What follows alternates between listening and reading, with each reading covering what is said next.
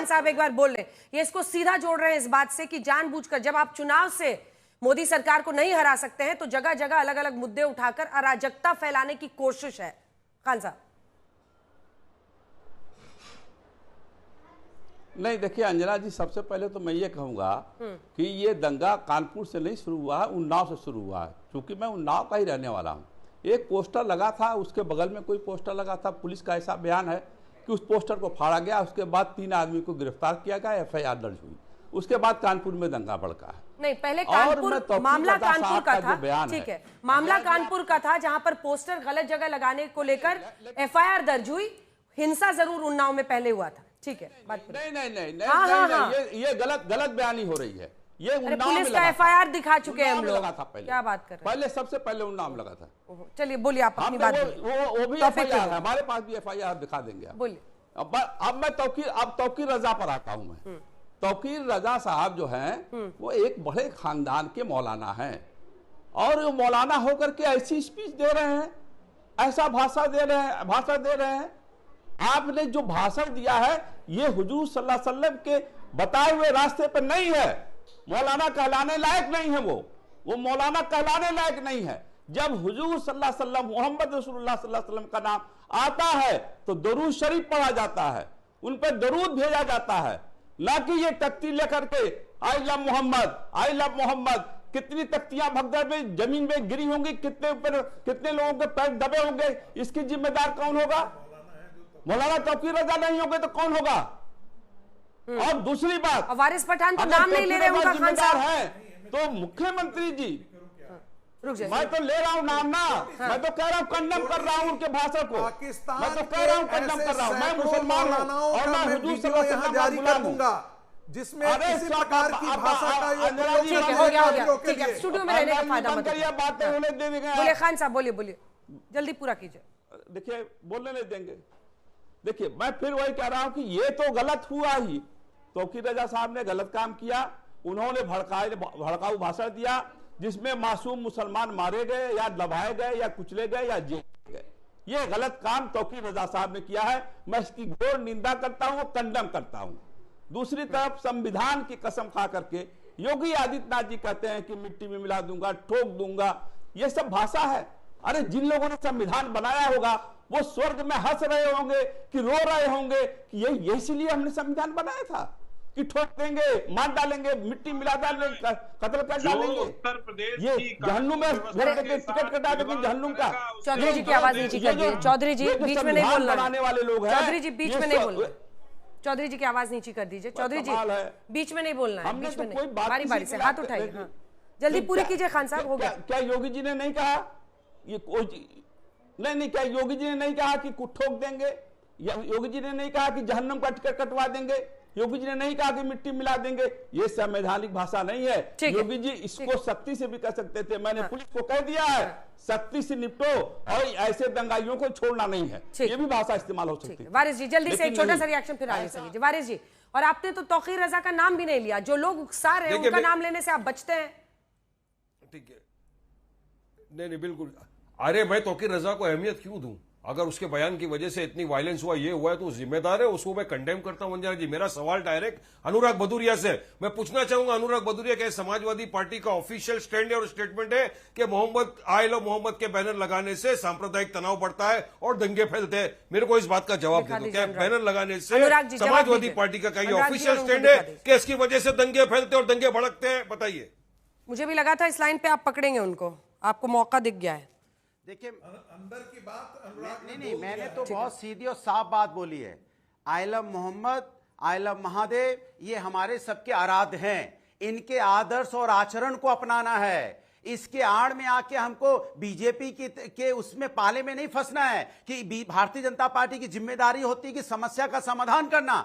Bharatiya Janata party इसका राजनीतिकरण करना चाहती है, ये चिंता की बात है। अगर समाज में कोई समस्या हुई है, ये जिम्मेदारी होती है कि दोनों पक्ष को बैठा के बात करके समस्या का समाधान निकले, क्योंकि सभी हिंदुस्तानी है, चाहे हिंदू हो, मुस्लिम हो, सिख हो, ईसाई, सब हिंदुस्तानी है। सबका हिंदुस्तान पे अधिकार है, सबका उतना अधिकार है जितना हम सबका है। तो जब हम सबका अधिकार हिंदुस्तान पे है तो हम हिंदुस्तानियों की रक्षा करना, सुरक्षा करना ये सरकार की जिम्मेदारी होती है, और सम्मान पूर्वक उनको जीने देना भी सरकार की जिम्मेदारी होती है। सरकार अपनी जिम्मेदारी से नहीं भाग सकती। हम यहाँ धर्म की राजनीति को बढ़ावा नहीं दे सकते, चाहे किसी पक्ष के हो, चाहे इस पक्ष के हो, चाहे उस पक्ष के हो। ठीक है, वारिस जी जवाब देना चाह रहे हैं कुछ?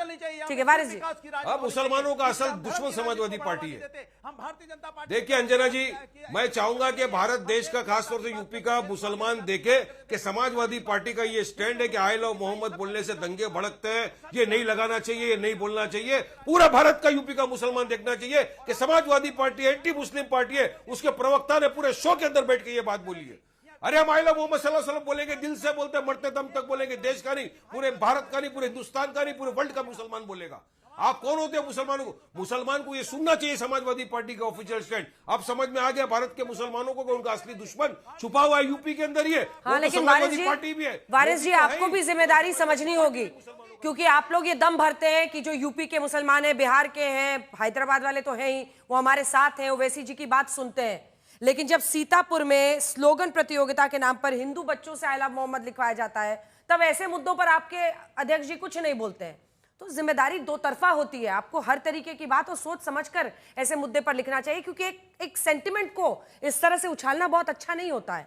क्योंकि उसके बाद देखिए, अब स्कूल में अगर टीचर तक ऐसा करवा रहा है, स्कूल ऐसा करा रहा है, तो उसका, लेकिन दूसरी तरफ आपको लगता है कि ये टकराव की स्थिति पैदा करना दोनों धर्मों के बीच में सही है मिस्टर राज? देखिए, मुझे लगता है कि एक समाज का एक वर्ग यदि पोलराइज करेगा तो दूसरा वर्ग प्रतिक्रिया में जरूर पोलराइज होगा।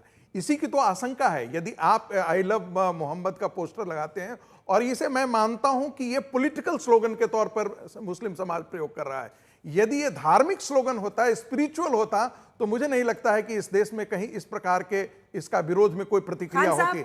लेकिन चूंकि ये पॉलिटिकल नारे, असर्टिव पॉलिटिकल इस्लाम को प्रदर्शित करने के लिए किया गया है, तो इसकी प्रतिक्रिया तो सड़कों और गलियों पर दूसरे लोग भी करेंगे।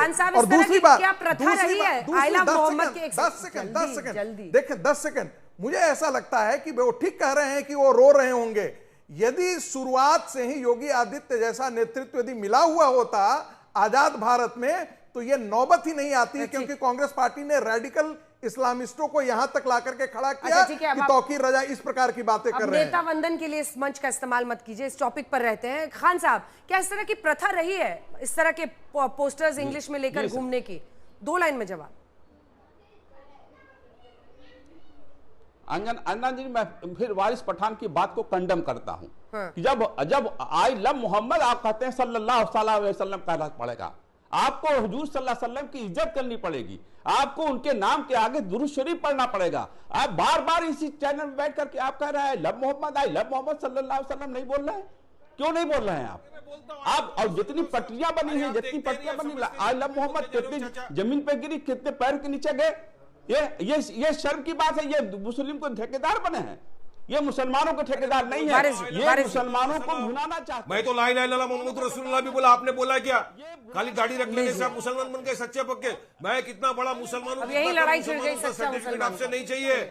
हाँ, 2 हज कर चुका हूँ, आपको क्या मालूम है? कुछ भी यहाँ पे बैठ के बोलेंगे किसकी तरफ से, बीजेपी की तरफ से बैटिंग कर रहे हैं। चलिए राजेश जी जवाब दीजिए, आप दोनों सरकार की तरफ से आप जवाब दीजिए। आप सरकार, बीजेपी सरकार में है, ये रोकना, इसको नहीं, मेरा सवाल सुनिए, इसको नियंत्रित करना आपकी जिम्मेदारी और जवाबदेही है, या फिर कहीं पर हो फिर सख्त एक्शन, फिर उसका मतलब ये चल रहा है ना, ये खिंच रहा है 1 सप्ताह से, मतलब 10 दिन हो गए, रुकेगा कैसे ये? देखिए, सरकार की पूरी जिम्मेदारी है और सरकार पूरी जिम्मेदारी के साथ उसको रोक भी रही है, उसका निर्वहन कर रही है। अंजना जी, पर मैं एक बात कहना चाहूंगा, समाजवादी पार्टी के एक प्रवक्ता है, उनका ट्वीट आता है तुरंत के, जो श्रीलंका के अंदर हुआ था, जो बांग्लादेश के अंदर हुआ था, जो नेपाल के अंदर हुआ था, वो लेह में शुरू हो गया और उत्तर प्रदेश में भी शुरू हो गया है। आप क्या मैसेज देना चाहते हो देश को? क्या देश में गृह युद्ध कराना चाहते हो? आपने शांति की बात नहीं की, किसी समाजवादी पार्टी के हैंडल से एक ट्वीट नहीं आया कि शांति करिए। आपने आज तक अखिलेश यादव जी का कोई बयान देखा? आपने एक ट्वीट देखा? केवल आग लगाने वाली बातें, केवल दंगा भड़काने वाली बातें, क्योंकि देश के अंदर ध्रुवीकरण होगा और ध्रुवीकरण होगा तो इनको उसका लाभ मिलेगा, दंगा कराने वाले राजनीतिक दल हैं और फिर जांच होगी, इनके नेता उसके पीछे निकल करके आएंगे। मेरा दावा है इस बात का कि समाजवादी पार्टी और कांग्रेस के नेता इस दंगे के पीछे होंगे निश्चित रूप से। ठीक है अनुराग जी आपके किसी नेता को वो कोट कर रहे हैं कि उन्होंने एक्स पर लिखा, ठीक है, अरे सुनिए सवाल सुनिए अनुराग जी, आपके किसी नेता को कोट कर रहे हैं, वो कह रहे हैं कि उन्होंने लिखा कि जैसे नेपाल में हुआ, जैसे श्रीलंका में हुआ, वैसे ही अब लद्दाख में और यूपी में शुरू हो गया है, और ये आरोप लगा रहे हैं कि अराजकता फैलाने के लिए इन चीजों को हवा दे रही है पार्टियां। इन्होंने तब ठीक से पढ़ा नहीं। हमने कहा लोकतांत्रिक तरीके से हमें अपना अधिकार मांगने का हक है। अगर समाज के अंदर में किसी को अपना लोकतांत्रिक, हम हिंसा का कभी सपोर्ट नहीं करते और हिंसा कतई नहीं होना चाहिए। लोकतांत्रिक तरीके से हम अपना अधिकार तो मांगेंगे ना। हम आपसे अधिकार मांगने जाएंगे, आप लाठी बरसा देते हो युवाओं पे, वो रोजगार मांगने जाते हैं आप लाठी से स्वागत करते हो। क्या दिल्ली, क्या लखनऊ में नहीं हुआ, पटना में नहीं हुआ, दरोगा भर्ती में आपने लाठियों से स्वागत कर दिया, यहाँ पे भर्ती मांगने गए तो आप लाठियों से स्वागत कर देते हो। तो हम लोकतांत्रिक तरीके से अपना अधिकार मांगेंगे, इसलिए आप बातों को इधर उधर भगाइए मत। ये बात दूसरी, मैं फिर कह रहा हूँ, चलिए इसी के साथ अंत करते हैं। आप सभी का बहुत धन्यवाद। लेकिन योगी की हुंकार है, मौलाना गिरफ्तार है, लेकिन दूसरी तरफ कानून व्यवस्था बार बार इस एक मुद्दे पर ना भड़के, ये जवाबदेही जिम्मेदारी भी सरकार की है।